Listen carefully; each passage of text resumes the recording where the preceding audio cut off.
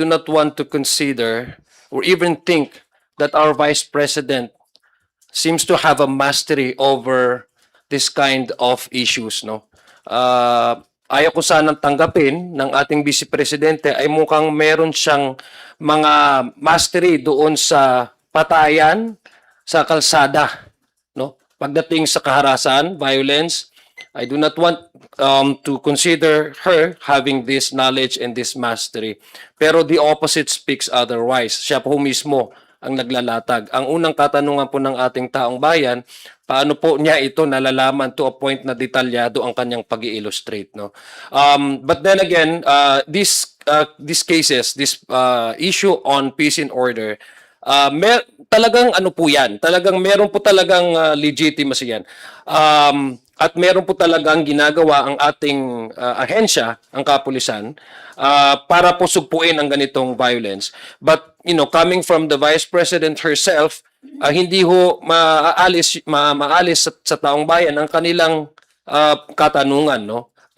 Again, considering that we just concluded the Article 4, which is grave threat, ito'y nagpapatunay na lamang na pagdating sa mga pagbanta o pangyayaring karahasan sa kalsada ay mukhang meron po siyang kaalaman dito.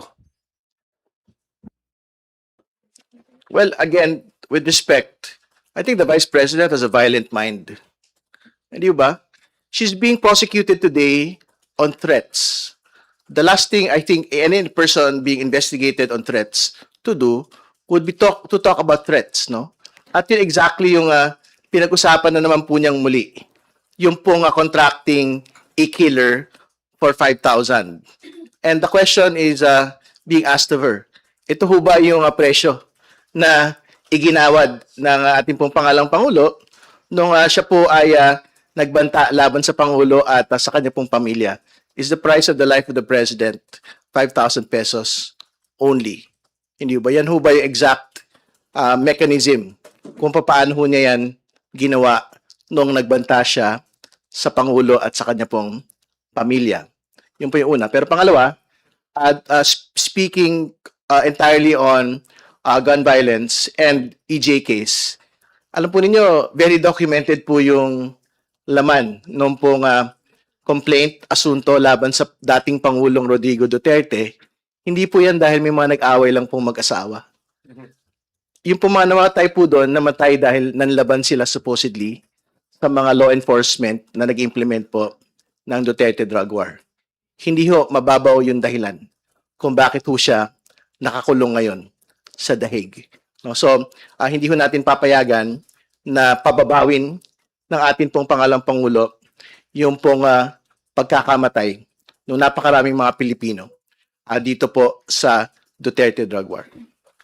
Dagdag ko lang po, if she's really that confident about the information that she has, na 5,000 yung ibinibigay doon sa mga hitman, at the very least, the people expect her to share this information to our local investigative agencies or the police at the very least. Kung meron po siyang ganito, mga impormasyon.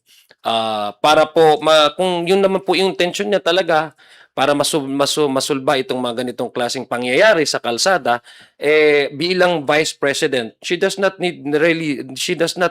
really need to be an ally of any administration for that matter. Her office, being a public office, demands that she at least shares this information if that is what she intends to prove na para mawala itong ganitong klaseng karahasan ito sa kalsada ng nangyayari. Well, as far as we're concerned naman, sapat na eh. Tapos na po yung presentation po namin evidence on threats, no? Dahil ang mahalaga naman po doon yung pagpapakita nung video of the actual threat of the Vice President against the President and his family. Eh di syempre, ano naman ho ito panibagong balita naman po ito doon sa kanya pong remarks. But to answer your question on the firearms, yung pong firearms ownership naman po ng pangalang Pangulo at ng kanya pong asawa will still be presented, as far as I understand, doon sa unexplained wealth article, no? So, hindi pa naman po ito tapos na tapos. But, syempre, specific na yun po doon sa ownership of firearms and whether or not these had been stated in the SALN of the Vice President. Sir, would you like to react to what the president said yesterday? I will quote her. I have a husband. My husband has a mistress. I can hire a gunman for 5,000 pesos to kill the mistress. That is how, for 5,000 pesos, that is how bad gun violence in the Philippines is. And that is, again, yes, EJK. So how can you say that all your listed victims, all your listed complainants are supposed victims of the drug war? It can be that it is a crime against passion. It can be murder because of a third party in a relationship. It can be plain hold up. So how can they say now that all the victims there that all the victims there are victims of the drug war that is supposed to be a crime against humanity? Well, una, I think nagrarally lang siya ng support talaga eh. That's how we see it. Like, nakikita po ng taong bayan base po doon sa mga ebidensya at mga testigo nagsasalita sa impeachment court na raramdaman nila yung nagiging epekto nito, no, sa kanyang planong maging presidente in 2028. At hindi public knowledge naman po ang pag-announce nito, ang kanyang plano in 2028. I think that's how she rallies and keeps her support base, no.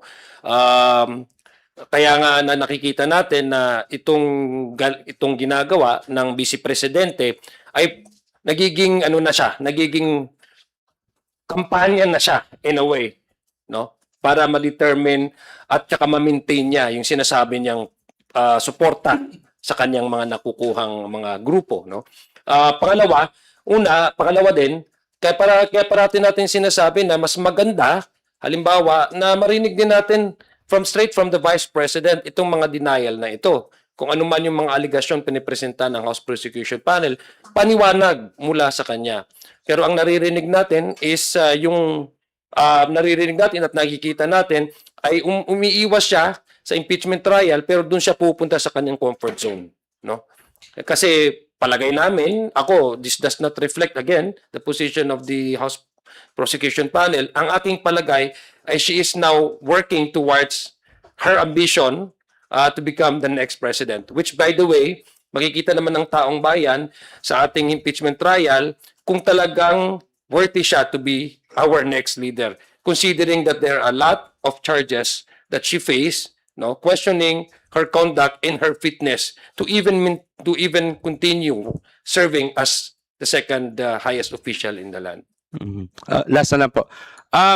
So kung Terry, yung binabanggit ninyo na it cannot bury the trail nga po dun sa 612.5. So you think sinasadya po ng Vice Presidente na magbitaw ng mga, well, let's say controversial na mga sound bites or pahayag para po mapagtakpan yung mga issue na pinag-uusapan po sa impeachment trial at ngayon nga po nasa confidential funds? Well, hindi rin naman kasi in as much as what she states will generate news, ito po naman malaking balita rin po itong mga revelations in the course of the Senate impeachment trial kasi katulad ng sabi ko sa inyo, hindi na po ito House Justice Committee proceedings lang. Hindi lang po ito press conference lang. Kundi this is a Senate impeachment court with the right to present direct examination and with the Vice President's counsels with the right to cross, no? So, ibig ko sabihin, pagka natapos pong lahat ng ito, dapat yung katotohanan na ho yung mag-emerge from each and every trial date and each and every article. So, we are not bothered that, well, if that is her objective, we will let her be. Pero, I think we will be able to generate an entirely separate news, no? Mula doon sa revelations po from the trial.